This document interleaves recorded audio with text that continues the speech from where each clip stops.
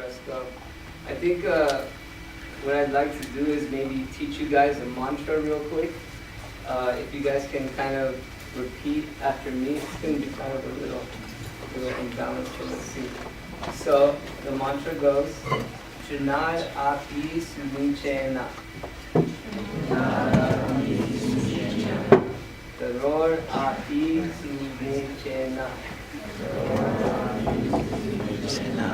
Amanina manadena. Kirtaniya sadahari. Wow, that's pretty awesome. Yeah, they say just by chanting this mantra that you guys just did, you're going to imbibe the qualities that this mantra represents. So what this mantra translates to is that please allow me to learn to be more humble than a blade of grass. You know, when we see a blade of grass, everyone's always stepping on a blade of grass, but the grass allows it. And then the mantra says, allow me to be more tolerant than a tree. If you look at a tree, it's always, the sun is on its back, it's constantly going through rain, dogs even pee on it, and still it's giving fruits, still it's bending down for fruit. And then the mantra says, teach me to give respect to everyone and expect none in return. So it's a mantra of humility. I think even Kendrick Lamar, he has a song called Be Humble. So it's quite an important topic right now. And humility is so important for spirituality because it really makes you understand how tiny we actually are. Like being in Los Angeles, it's easy to get caught up with, our social media profile, our image, driving down a car, like this world is for me.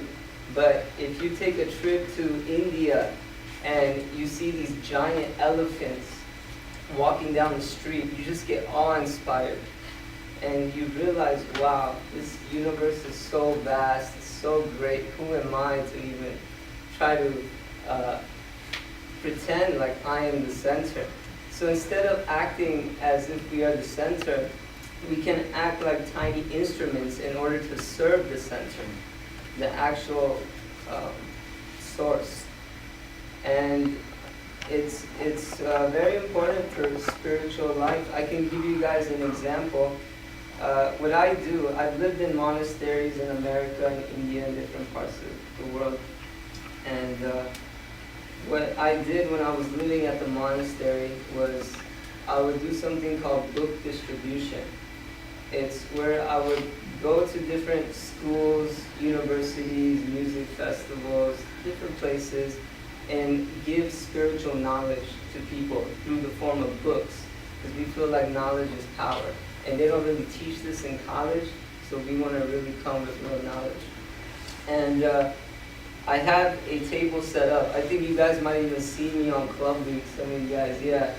And the books are a little tough to read, but don't worry, we're going to explain more about it as time goes on. But sometimes you really face challenges, because there's people of different faiths, and they'll come and they'll try to lock horns with you, just like two deers locking horns. And that whole week, there's this incident that happened where this guy just kind of came to the table and he started like going through all the books and like making like a big mess. Like, I was like, oh man, this is like about to turn into a situation. And the whole week, actually, I was praying on kindness and humility.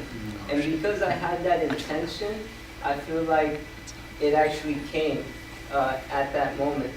So what happened was this student, he was just going through all the books. He was almost like about to like rip out the pages, this and that. But this day, it was actually like 105-degree weather. It was extremely hot. And I had this like giant umbrella behind me. so I was kind of protected by the sun. But I saw that this man, the student, he had no umbrella, he kind of had a bald head, and I could see his face was kind of getting red. The sun was really on him. So as he was doing his thing and I was trying to talk to him, but he was kind of ignoring me, I decided to slowly just move that umbrella and cover him. So now he was covered and I was no longer covered. And he just kind of stopped what he was doing all of a sudden and just looked up and just said, "Wow, thank you. You didn't have to do that." I said, "No, it's totally cool." And then he just became so appreciative. And he started looking at the meditation books and he was like, I think I'm going to take all these. Yeah, it's amazing. So this is what intention does when we have the right intention in life. We have to constantly remind ourselves daily, as Koi was saying, it's a daily practice. What really helps is having good association. So just finding those that are really on the path of advancing more internally rather than externally.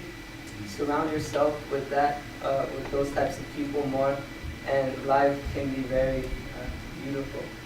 So, thank you. Yeah.